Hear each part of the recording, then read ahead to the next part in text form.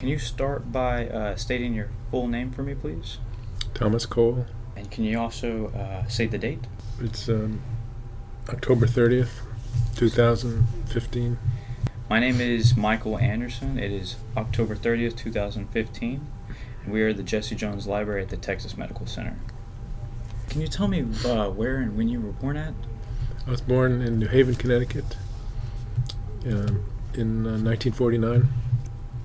What kind of activities did you participate in school? Oh, I was, just a normal kid. I played in the marching band, played chess, Did music intrigue you quite a bit? Well, I always loved music, yeah. I understand you attended Yale, right? Mm-hmm. So, was there anything that really gave you the drive to get there, or anything that really helped you along the ways? My grandfather had gone there, and it was important to my mother that I apply there. It was the best school I got into. Is there anything interesting about you that most people wouldn't know? Well, my stepfather was political radical.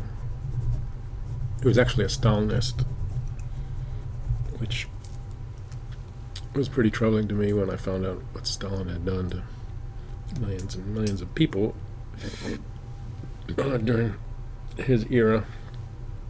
But he also had a passion for social justice and racial equality, and I absorbed that from him. So that's where you got maybe your inspiration. I'd say that's true. So you're from Connecticut. When did you move to Houston? I moved to Houston in 1991, but in a kind of roundabout way. I went to graduate school in the Northeast at Wesleyan University, and then University of Rochester, and to Omaha for a couple of years while I was doing a dissertation. Then to Galveston. I got my first job in the history of medicine and medical humanities. And then my wife got a job up here as a psychiatrist, and so we moved up here in 1991. What exactly made you want to research and report about the Houston Civil Rights Movement? I was meeting Eldrewey Stearns. I was teaching in the psychiatry department at University of Texas Medical Branch. And I was the humanist who was in the room when third-year students were witnessing a psychiatrist interview a patient. So this black man came down from the floor and was interviewed by, I won't mention his name, a psychiatrist. And he said he was the original Texas integration leader, and that he had built the Dome Stadium. I mean, he said a lot of things that seemed kind of outrageous, but I thought there was a ring of truth to some of it. And the psychiatrist trucked all that up to diagnostic categories. He was diagnosed with bipolar disease, and I just thought, well, there's more of a story here than anybody's really listening to. That's my job. That's one of my jobs. Is you pay attention to patients' stories. They might not always be exactly accurate, but you have to ask what they mean. What do they mean to the person? So I went upstairs and asked permission to see him when he was hospitalized, and told him I was interested in his story. He said he was writing his life history, so I offered to help him with it.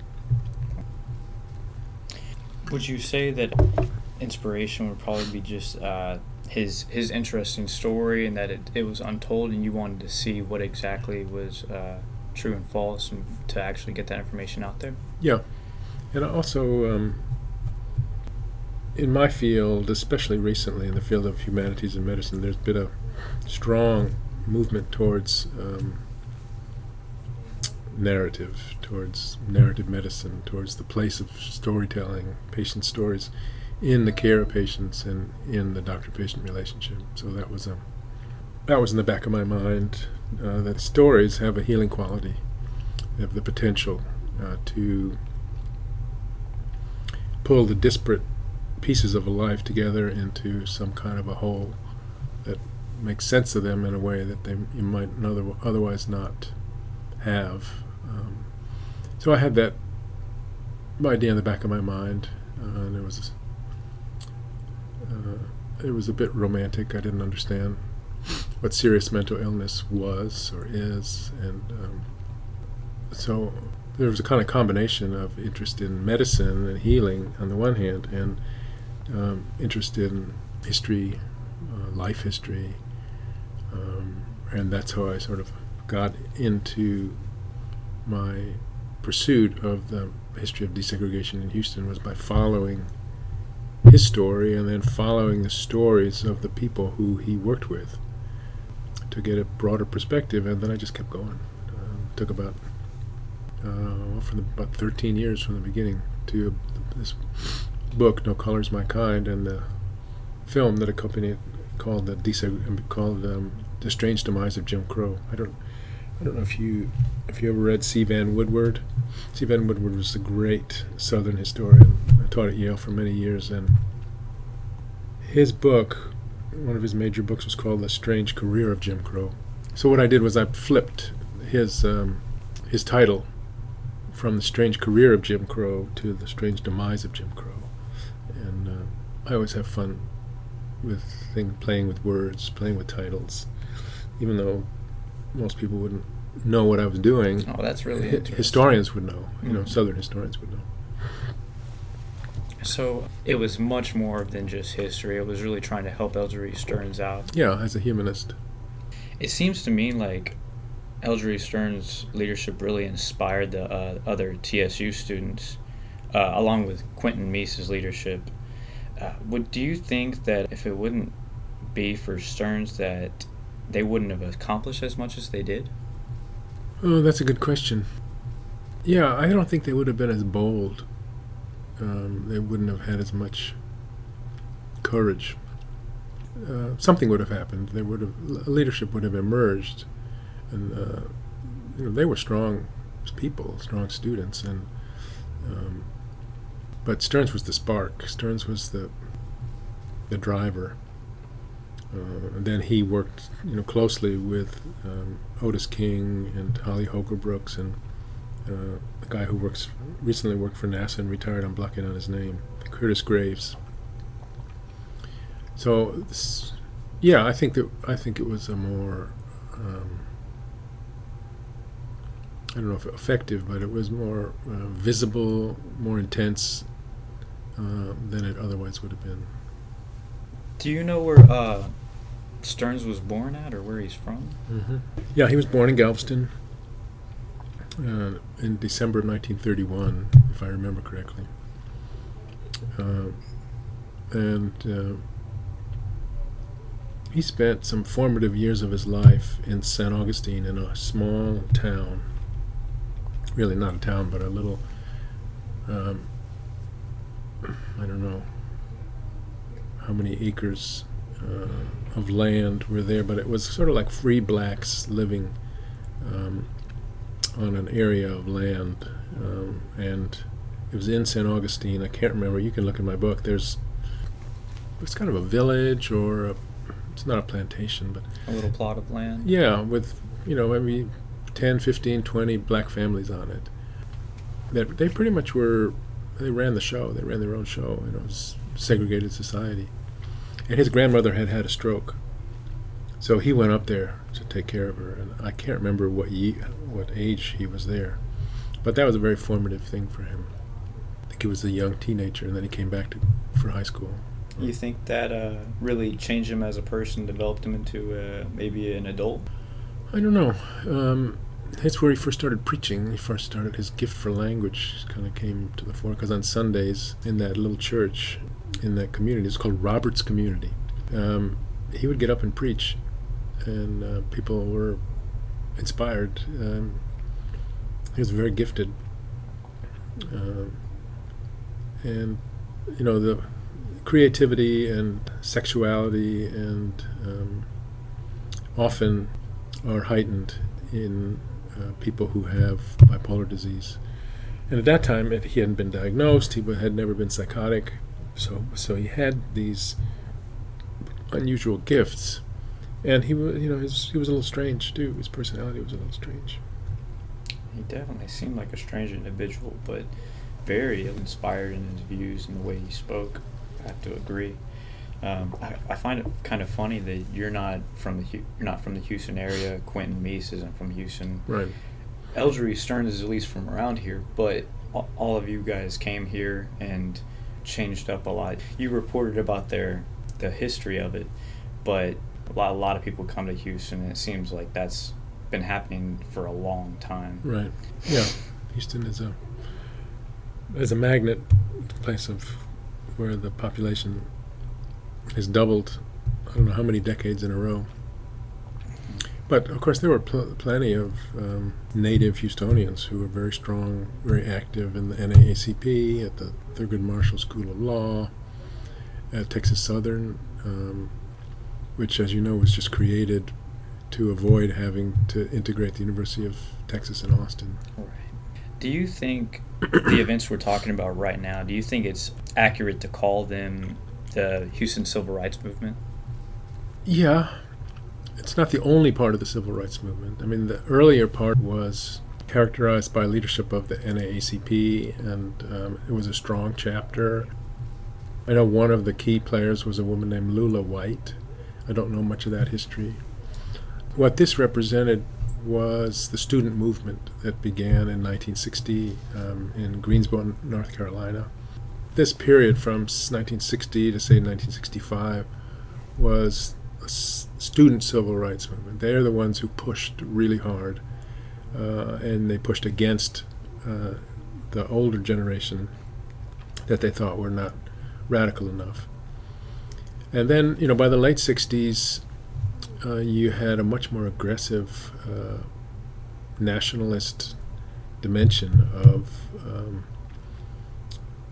black freedom fighting, which involved the Black Panthers, which involved much more. They gave up the nonviolent commitments of Martin Luther King, and in a certain way, this is Malcolm X on a national scale. But in general, the period after '65 and '66 was a further radicalization of the black civil rights movement, which ultimately I think turned out to be somewhat self-defeating. It seems like the other students from other states, they had a lot more popularity at least, and a lot more public information about them than the Houston civil rights movement, at least the student civil rights movement in Houston. Yeah. Why do you think is that? Well, there was a reasonable amount of local coverage.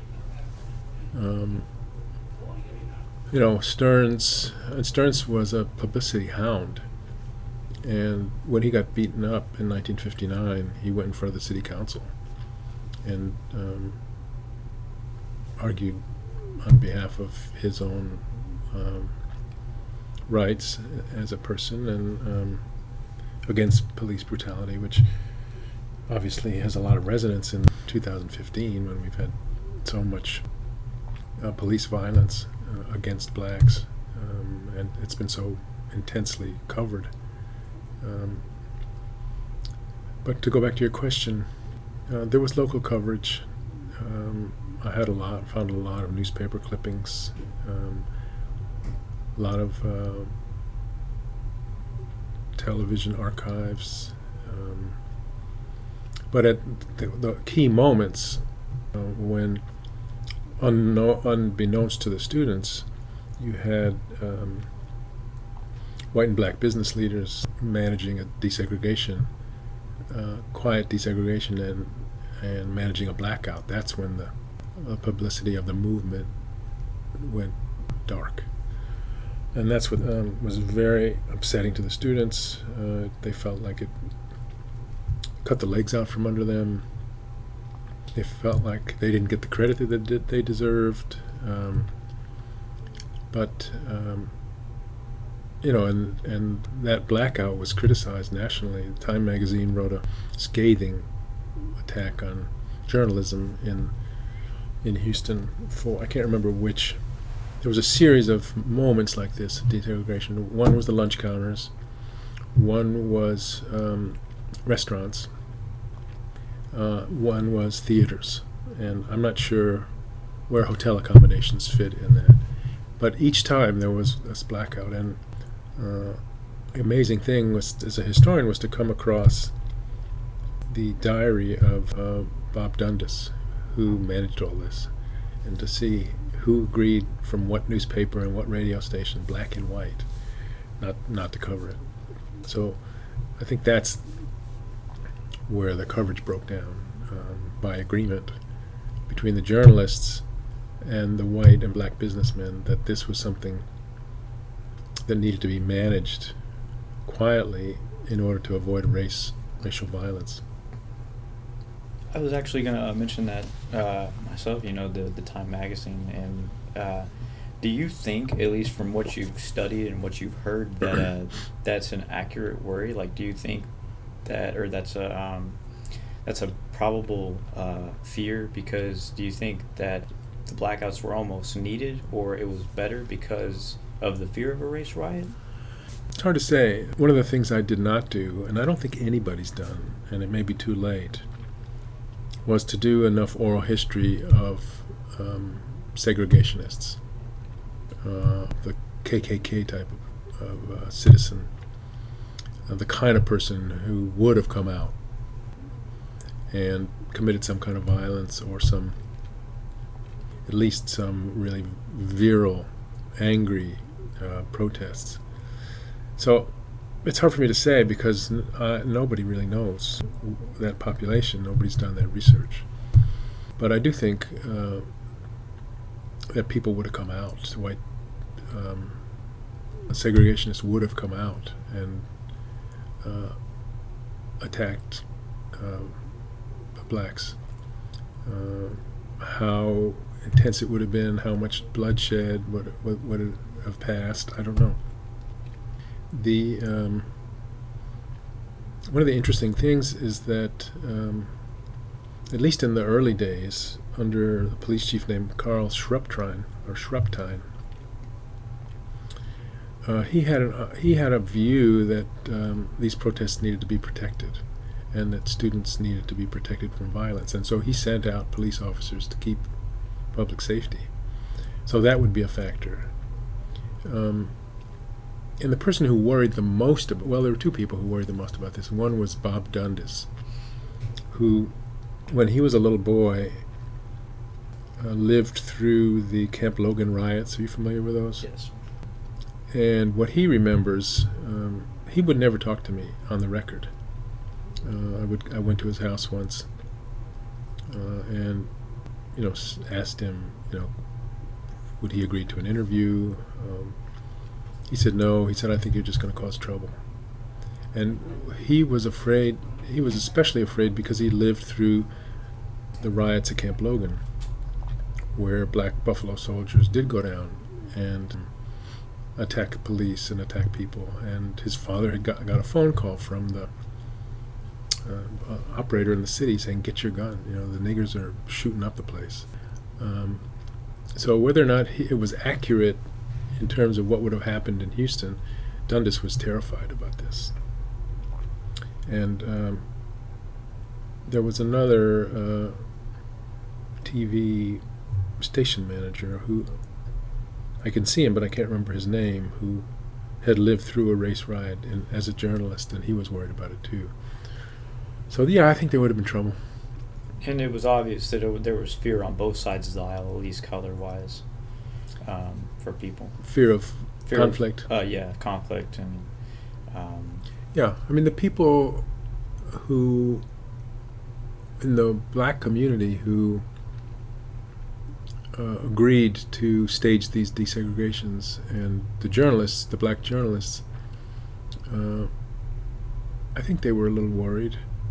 And they had, it was a mixed bag for them, because black business benefited from segregation in some obvious ways. If blacks couldn't go to white restaurants or use bathrooms or use white taxis or ambulances, they had a corner on the market. So, the black business community lost some of its vitality, and it was a double-edged sword. for the black community to integrate. Yes, it definitely seemed it was bad for both. I mean, I've tried to really break it down whether the blackouts were a good thing or a bad thing, Yeah, and it's hard because, like you said, I mean, there was already students, or at least young people that weren't students, getting attacked and hurt, and right. many people were praising Foley's for integrating their employees, but at the same time, many people were protesting lunch counters. A lot of white folks were protesting and saying that it was an outrage that this was going on. Right.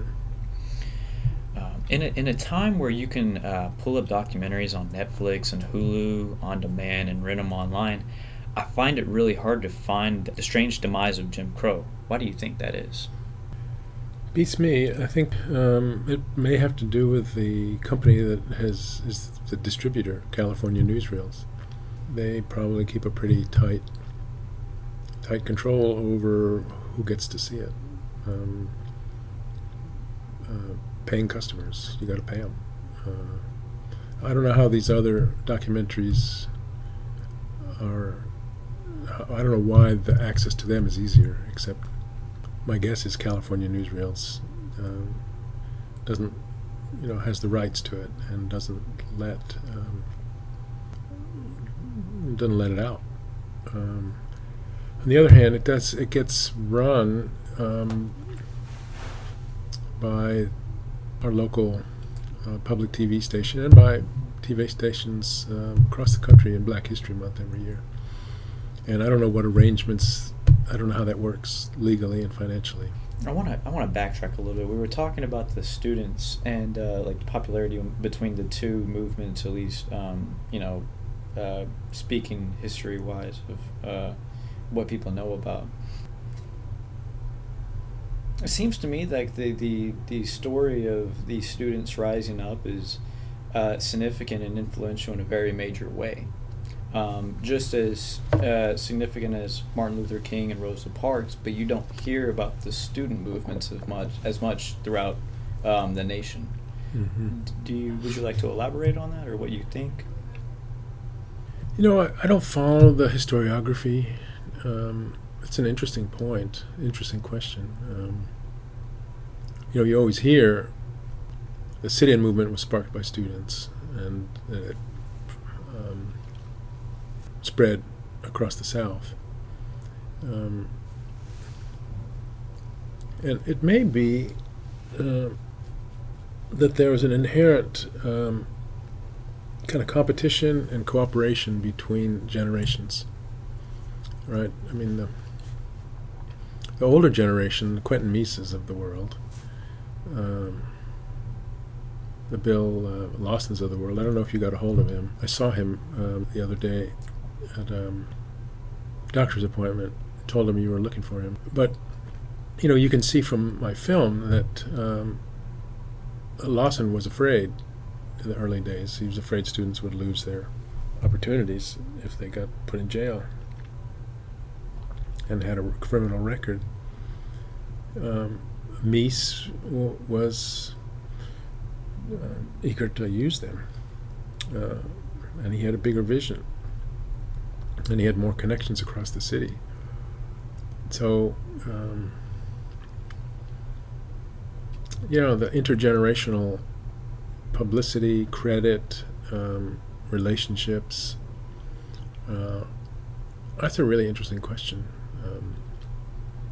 I don't know how many students are still around, from those days. They've got to be in their 80s.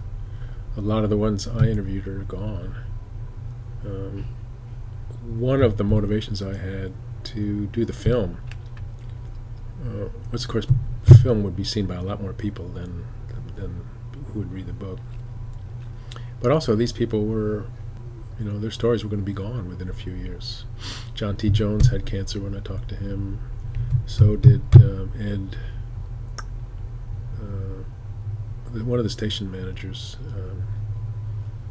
And Mies was old. The president of TSU was old. I went to Atlanta to interview him. I can see him. He was a really good guy. And was very steady and supportive of the movement. At TSU, he did not fold like a lot of presidents at historically black universities and colleges.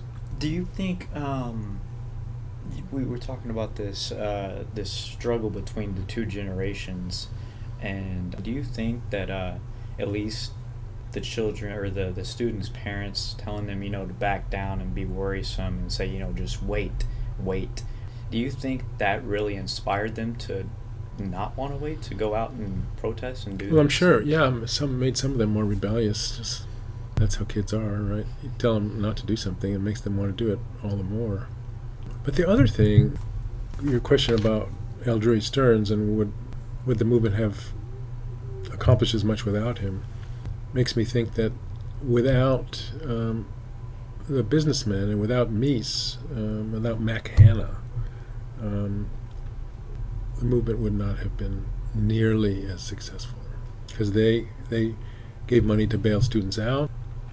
They contacted their white counterparts, and so without them, the movement definitely would have been much stalled and much harder to achieve its goals. And Houston is a place where people come to make money. That was a lot of the incentive. You still see that today in the struggle over transgender use of women's bathrooms. There's this bill coming up for a vote, the equal rights bill. I think it's called HERO, that would guarantee that people who were transsexuals could use bathrooms. If they had become women, they could use the women's bathrooms. And then there's a big backlash against that from certain people, certain conservatives. And recently, people have realized that there are already laws supporting this in Dallas and in San Antonio. And the business community has begun to shift some of its support, some of its financing on behalf of this bill, for the same reason that many of them supported the civil rights movement and desegregation. It's good for business. You don't want to be seen as a conservative backwater town that enlightened, well-educated businessmen and citizens want to come to. I guess you could say, like Jesse Jones would say, what's good for business is good for Houston, right? Yeah, let me just turn this off. That we haven't talked about, which is who owns this story. Because when I initially got into this, there was a lot of suspicion of me. And it took me a long time to win people's trust. Partly because I'm white, partly because I'm a northerner. One of the things that helped was people could see how committed I was to Stearns. And one of the things that helped was they saw how genuine I was, how serious I was to get the story. And but there were moments that were tense, like filming some moments. We went to TSU and filmed Holly Holger-Brooks and Otis King and Curtis Graves. I think there was one other student, African-American student. And the crew was white. I was white, the cameraman was white, the director was white, the lighting person was white. And so there was some unhappiness about that, which I understand. I went to ask for some collaboration with the NAACP that was then led by Judge Al Green, who's now a congressman.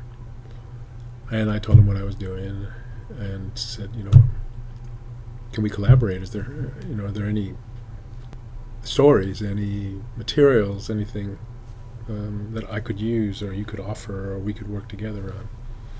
And I got a pretty cold shoulder. idea was, this isn't your story, this is our story. And that kind of stiffened my spine.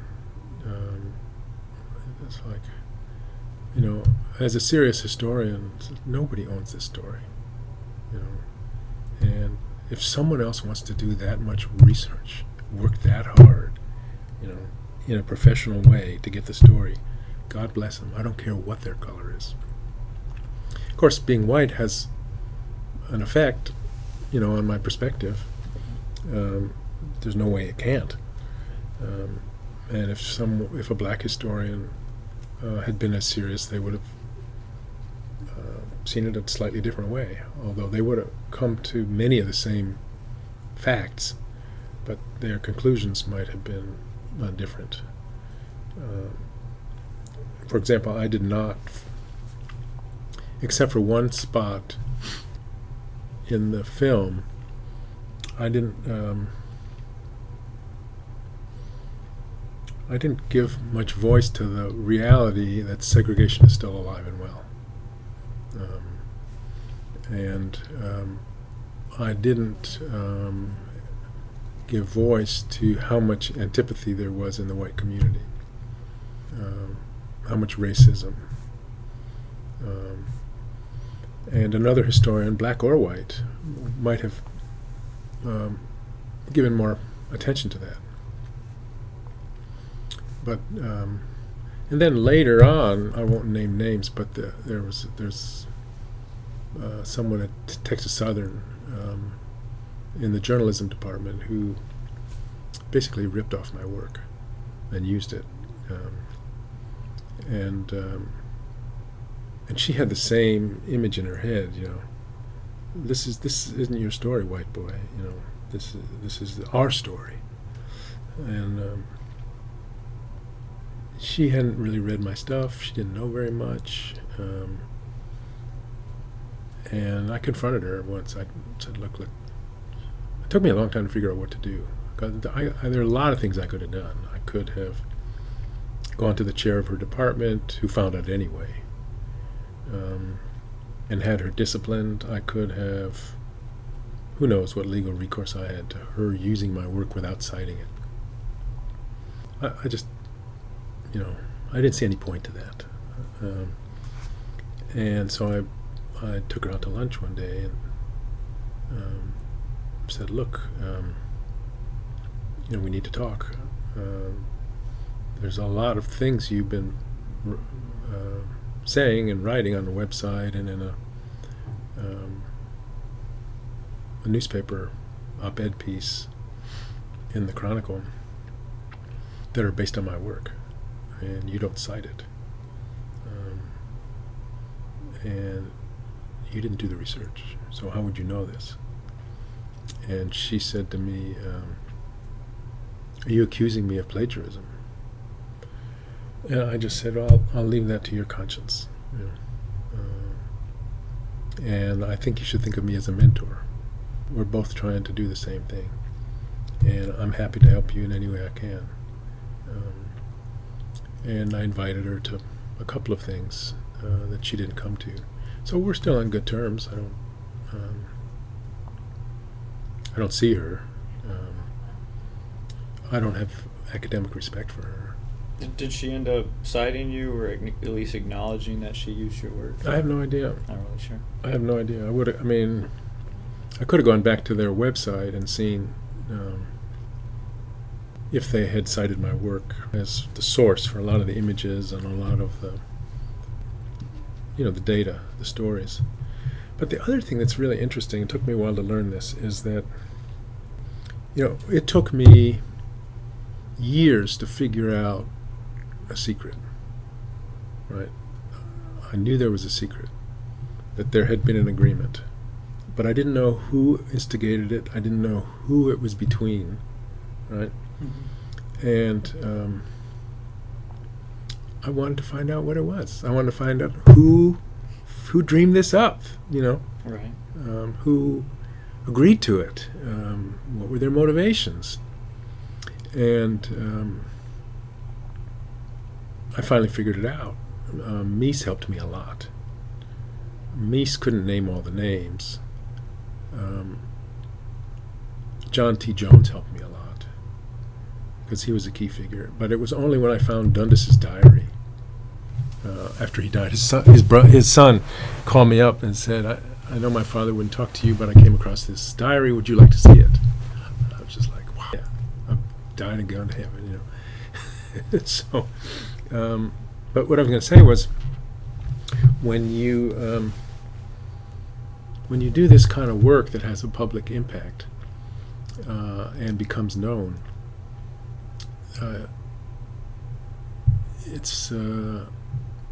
it passes into the public awareness, public knowledge, and it's not about you. It's about people being aware of it, and that's just the way it is. No one's going to sit down and say, Tom Cole took 10 years to figure this out, and he wrote a book, and he did a film, and I don't need that, But, your point is a lot of people still don't know, and a lot of people are still surprised. People who see the film and lived here, like, really? This is an amazing story. How come I didn't know this before? And the reason they didn't know it before is because of the blackout.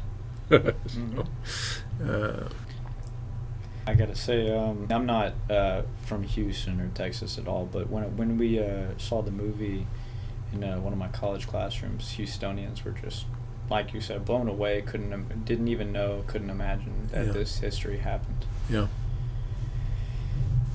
So somebody shows it in their history class. Quite a few. When I was at Lone Star Kingwood, we had a professor named Sandra Zito. She covered your work and showed the film. And then now at University of Houston, which it's wonderful we're doing this today, because actually Monday, my professor, Dr. Debbie Harwell, she's going to be showing the film on Monday to my class. Cool. So yeah, that's nice. That's the kind of thing that's really cool. It's like I did a film about anatomy, dissection, and the human relationship between people who are giving their bodies and people who are dissecting them, and it just it really puts a finger on the nerve of students, right, who are doing this work and haven't really thought about their own mortality, haven't really thought about the gift, haven't really thought about the relationship. So you do stuff like this, and when it gets seen, it makes a difference in people's lives, and you don't have anything to do with it anymore. People don't even know you did it. You know what I mean? Absolutely. Which is fine because it's doing its work. Yeah, I mean, when I first saw the film, I didn't think that I'd be doing this, but it's an honor to be here and talking to you about it. Thank you. I want to go back to a few of the points, if you don't mind, that we were talking about. Is there anything, at least in your research, or that you didn't get to at least bring up or talk about in the film, or at all you wanted to maybe go back and say?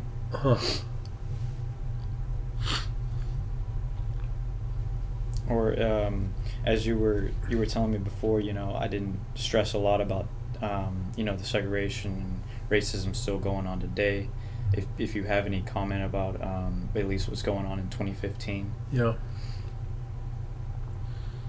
I think Houston, by national standards, is still a relatively enlightened place. But racial segregation is strong. The incarceration of black men, the disparities in income, disparities in employment, disparities in access to health care. I mean, the average African American lives 6 years less than the average white person. And there are different reasons for that. It's not only race and racism, but so I told a happy story, but it there is no end. It's not like there's an ending, but there's more work to do. There's always more work to do. Absolutely. That turned out to be a very dramatic story. To do another one people have said, well, will you do an equivalent story about Mexican Americans? Well, I don't know enough. I don't have 10 years to devote to it. All right. I think it'd be pretty interesting to get some serious historical work into segregationists and people who were and still are out and out racists. But I haven't done that. Temperamentally, I'm not well suited to do that. But the work goes on. It's never done. And the one thing I didn't say that I might have said more about is the mixed blessing that desegregation was for the black community. Because of the decimation of so many black businesses that were no longer as attractive or competitive to African Americans. They could get out of their neighborhoods. And, how would I have said that? What would I have done? It would have had to been a retrospective, right? Because what I told a story. It had a beginning. I mean, in the film, it's when Stearns went before the city council, when it got roughed up. And it had an ending when the theaters were integrated. So to tell the story of how things appear or are in 2015 would require a different kind of work, a different kind of structure to the narrative. And this was, I could have done it. I mean, these works came out in 1997. Do I regret not doing it? I don't know, not really.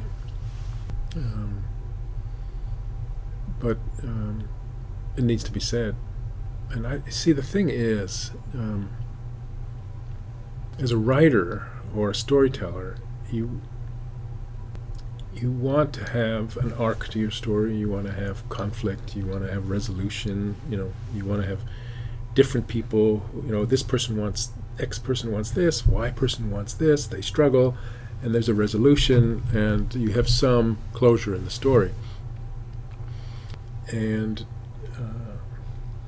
it'd be hard to tell the story in a neat way. On the other hand, from the point of view of a scholar or a historian, it needs to be said, it needs to be told, it needs to be dramatized. I don't know how you do that. I don't know who to do it. Who would do it? You're talking at least about how it negatively impacted the black businesses. Yeah. And the continuation of racism and segregation and all the things I was talking about. I don't know how you tell that story in a strong way. 'Cause one of the things that happened to me in this project was I transitioned from being a scholar alone, a historian alone, into being a storyteller and a writer. And ever since then, I'm interested in projects that have public meaning or that resonate with a population, and that have a kind of structure and a kind of impact that history as a discipline doesn't necessarily have, right? People who write about the history of housing or the history of labor from 1959 to 1963, they have really important things to convey in terms of historical knowledge.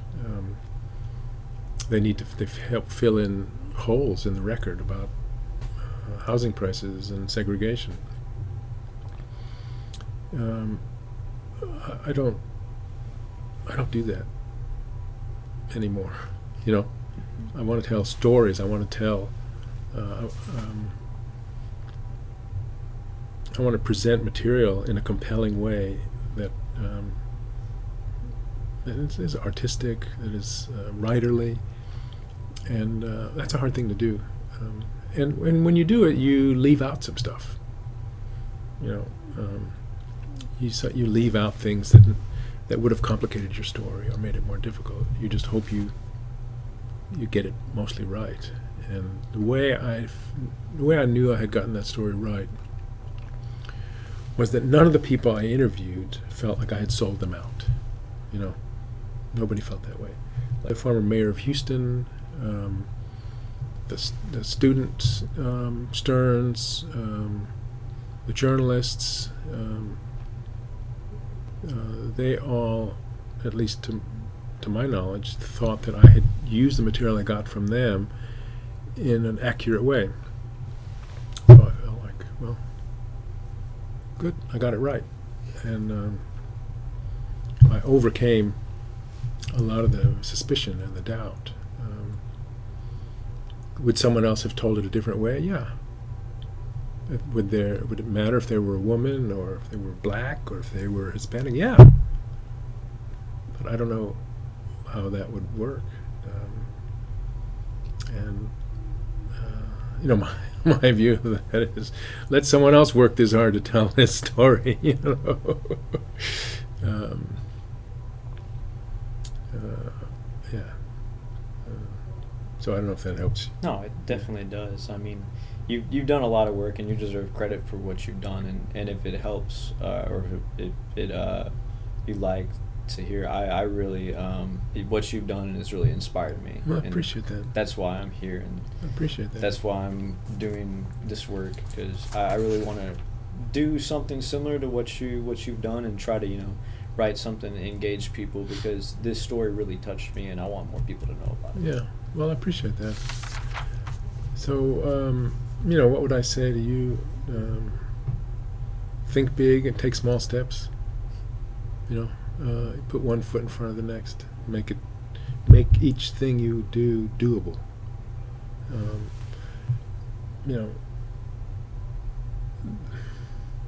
There was nothing. It was never a foregone conclusion that I would have a good book or a good film. Never. I had 40 hours of film, 80 hours of film.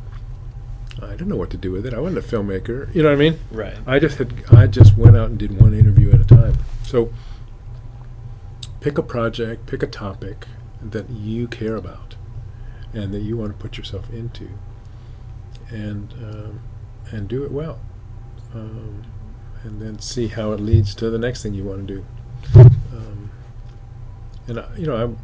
I would say be ambitious about yourself as a writer, as a communicator. You're still a student, so you got a long way to go. But if you're serious and you're committed, then just get started on some dimension of a related topic, and see what you can do with it. Absolutely. On a final note, you helped Stearns write about his history, and he obviously wanted to do this, and you said you also wanted to help him as a humanist. Do you think you helped him out a lot and you accomplished a goal for him and you by doing this research? Yeah, I do. Not in the way I originally envisioned. From the point of view of a project, I said I would help him edit his life story that he was working on. And I worked on that for a couple of years with a graduate student. And we had a couple of chapters, and we sent it to the University of Texas, and they said, no, we won't do this. They said, but we'll do it if you write it. Because I had already published my first book. It was a very successful book. They knew I could pull it off. So I went back to him and said, they're not going to publish it, but they'll publish it if you have to give me permission to write this. And he was not happy about that, because it was giving up control.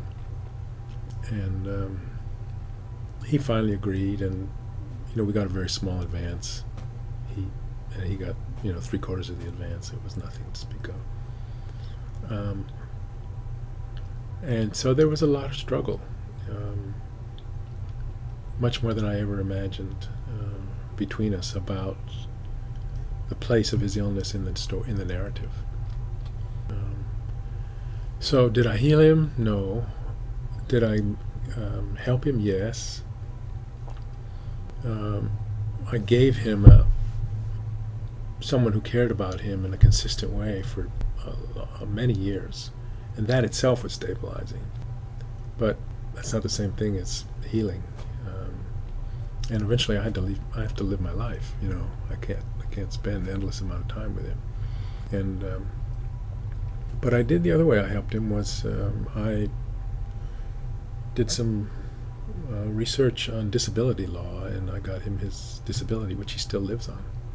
His income comes from the disability that I got him in the 80s. And I got help from some people at TSU, some lawyers, because the first time we applied for it, it was rejected. And the second time, I got the information I needed, and it was a local judge in Galveston, and who was making the determination, or Social Security official. And I pretty much hinted that if he didn't grant the disability, that Galveston would know about it. Civil rights leader denied, mentally ill civil rights leader denied Social Security benefits by. And I think that made a difference. So I don't know if I've answered the questions you asked. Oh, absolutely. It really helps a lot. That's something I didn't even know, or I didn't think of. I would love to, have a conversation with Eldrewey Stearns, but I don't know how that would go. And I could give you the last number I have for him. Yeah, you have, and I've thought about it, but I think at least now that from what you've told me, you've really helped him out a lot, and I don't want to exactly disturb him, but do you think he would at least maybe want to read my article or see some of the work I've done covering him and you and this whole thing? He might.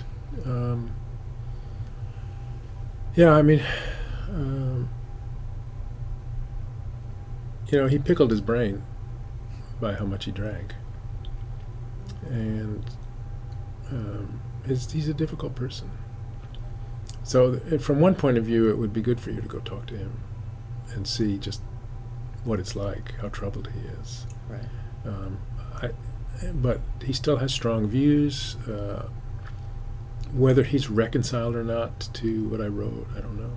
I think there was a long time, he hated me for including the mental illness in the book. I didn't include it in the film. The funniest thing about that film is when we were shooting him, we went to Quentin Mises' YMCA. He no longer directed it. And so we did the first part of the interview. And then we got ready to move the location up on top of the roof, and we looked around, he wasn't there. He was gone. So we went down the street, and he was at a liquor store, buying his beer or whatever he was going to drink. So we got him back, and we put him upstairs against the skyline on the roof of the YMCA, and he did fine. But that's the kind of person he is. So soon after the book was published, he was he'd been transformed from some guy in the street, he'd been living in the streets, who alienated almost everybody he came across because he wanted money or wanted sex, or into a local hero. Sheila Jackson Lee gave him a prize. The media covered a lot of the story. The best piece was written by a guy from the Houston Press, who's now the chair of journalism at TSU. I wish I could remember his name. I'm embarrassed I don't remember his name. Michael Berry, I think.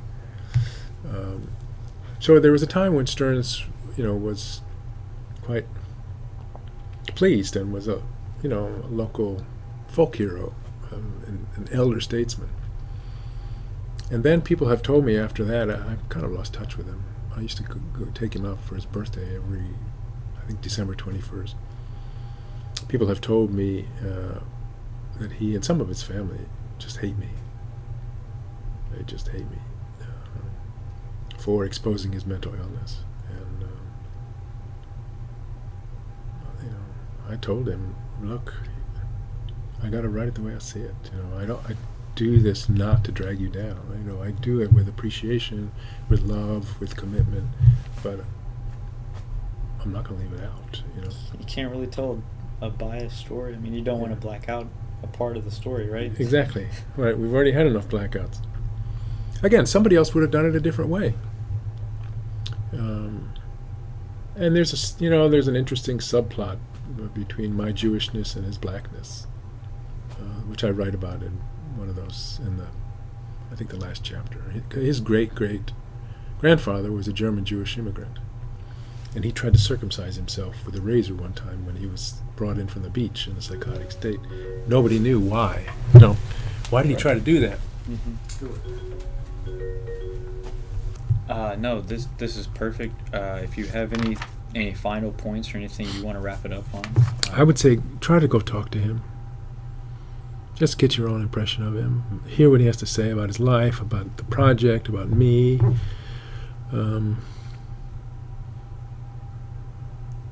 He's a primary source, even if I don't know how demented he is, whether he has some kind of Alzheimer's or dementia.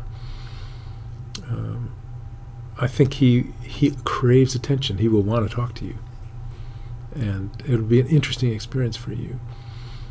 Probably a little troubling, but again, it's getting a point of view. It's not my point of view; it's his point of view. Absolutely. So, alrighty. Well, I want to thank you on the behalf of UH. Sure. Yeah. Well, thanks for coming and doing it. I'm honored that my work makes a difference. That you care about it.